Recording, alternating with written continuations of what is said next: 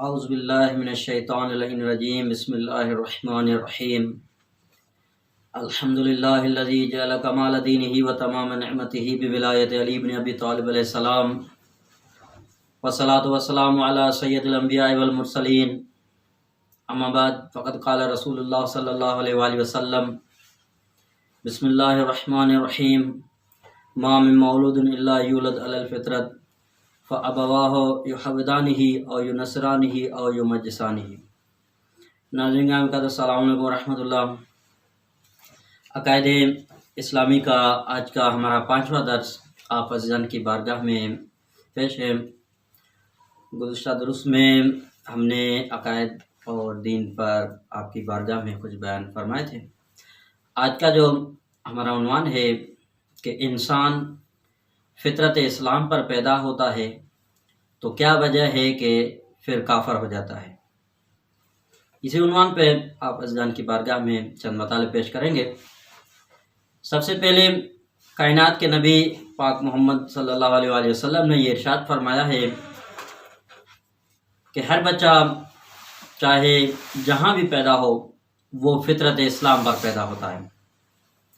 یہ بات طے ہے کہ چاہے یہودی کے گھر میں پیدا بچہ ہو، چاہے عیسائی کے گھر میں بچہ پیدا ہو یا مجوسی کے گھر میں بچہ پیدا ہو، جہاں کہیں بھی کوئی بھی پیدا ہوتا ہے وہ فطرتاً اسلام پر پیدا ہوتا ہے۔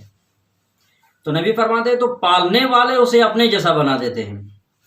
اگر یہودی ہو اس کا پالنے والا تو اسے یہودی بنا دیتے ہیں، اگر مجوسی ہو پالنے والا تو اس بچے کو مجوسی بنا دیتے ہیں، اگر نصرانی ہو تو بچے کو نصرانی بنا دیتے ہیں۔ سب سے پہلے فطرت کیا ہے؟ فطرت ایک نوع ہے، یعنی ایک خاص قسم کی خلقت ہے جو انسان کی خلقت کے لیے استعمال کی گئی۔ تو پیغمبر اسلام نے یہ ارشاد فرمایا کہ ہر بچہ فطرت اسلام پر پیدا ہوتا ہے۔ یہ کیوں فرمایا؟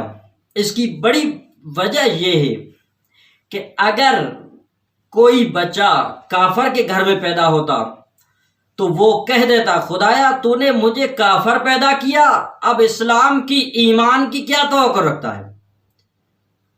اگر کوئی یہودی کے گھر میں بچہ پیدا ہوتا اور وہ یہودی ہو جاتا، کہتا کہ خدایا تو نے مجھے یہودی بنایا، یہودی پیدا کیا، اب اسلام کی ایمان کی کیا توقع رکھتا ہے۔ لہذا جو بچہ جہاں کہیں بھی پیدا ہوتا ہے وہ فطرتاً اسلام پر پیدا ہوتا ہے۔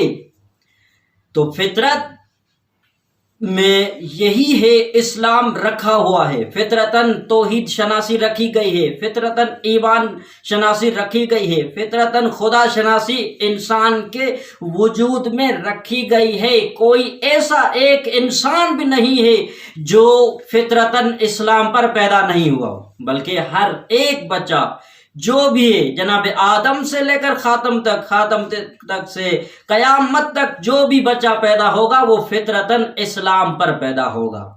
اب یہ فطری امور کون سے ہیں؟ فطری امور کے بارے میں فرماتے ہیں کہ سب سے پہلے فطری امور تو مثلا ایک یہ ہے کہ ماں کی محبت جو ہے بچے کے لیے یہ فطری ہے۔ فطری امور میں سے ماں کی محبت بچے کے لیے۔ اچھا، تو فرماتے ہیں فطرت کی خصوصیات یہ ہے کہ یہ امور فطری جو بھی ہوتے ہیں وہ ہمیشہ ثابت ہوتے ہیں، کبھی ختم نہیں ہوتے۔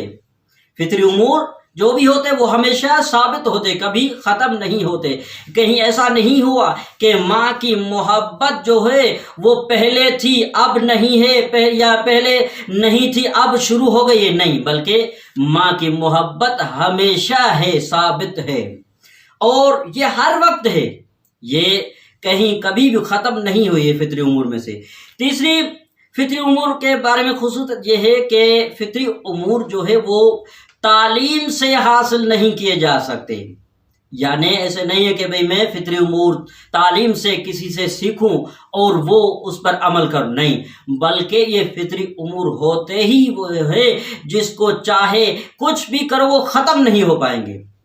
اچھا، اب ایک اہم سوال پیدا ہوتا ہے تو کیا سبب ہے کہ جب فطرتاً بچہ مسلمان پیدا ہوا اور بعد میں وہ یہودی ہو گیا، بعد میں وہ مشرک ہو گیا، بعد میں وہ کافر ہو گیا، اس کی وجہ کیا ہے؟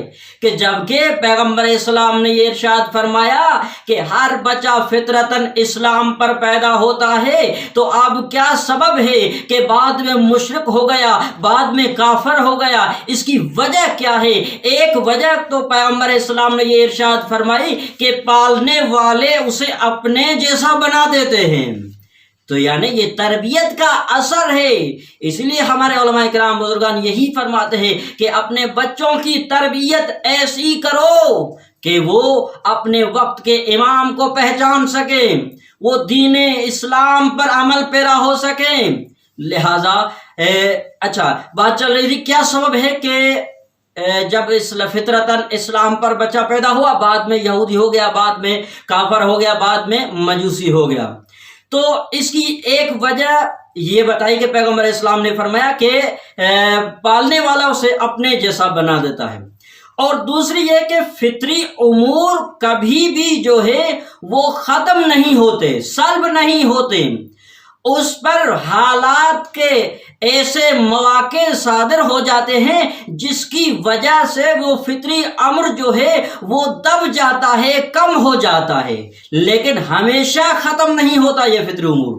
یعنی فطری امور جو ہے وہ ہمیشہ کبھی بھی ختم نہیں ہوتا، وہ دب سکتا ہے۔ مثلا ایک پرندے کے آپ پر کاٹ لو تو وہ کیا، اس کا اڑنا فطرت ہے، اب اس کے پر کٹ گئے تو کیا وہ اڑنا چھوڑ دے گا؟ نہیں، وہ اب اس حادثے کی وجہ سے بالوقت چلو اس نے اڑنا چھوڑ دیا، لیکن جب اس کے پر نکل آئیں گے تو وہ اڑنا شروع ہو جائے گا۔ اسی طرح اگر کوئی بچہ جو ہے یہودی کے گھر میں پیدا ہوا ہے، عیسائی کے گھر میں پیدا ہوا ہے، مشرک و کافر کے گھر میں پیدا ہوا ہے، تو وہ اس وقت والدین کی تربیت کی وجہ سے مشرک کافر ہو گیا، لیکن جب وہ ان سے آزاد ہو جائے گا تو فطرتاً وہ اسلام پر آ جائے گا۔ لہذا ہمیں چاہیے کہ تمام والدین کو خصوصاً دستبستہ یہ عرض کرتا ہوں کہ اپنے بچوں کی تربیت ایسی کرو جیسی ائمہ معصومین علیہ السلام نے ہمیں تعلیم ارشاد فرمائی ہے۔ اب بچوں کی تربیت کے بارے میں بہت سارے احکام جو پیغمبر اسلام سے لے کر جناب سیدہ تک، جناب سیدہ سے جناب امام زمانہ علیہ السلام تک تمام ائمہ نے تربیت اولاد پر بہت سارے یعنی زور سے یہ تعلیم دی ہے کہ اپنے بچوں کی تربیت اچھے انداز سے کرو۔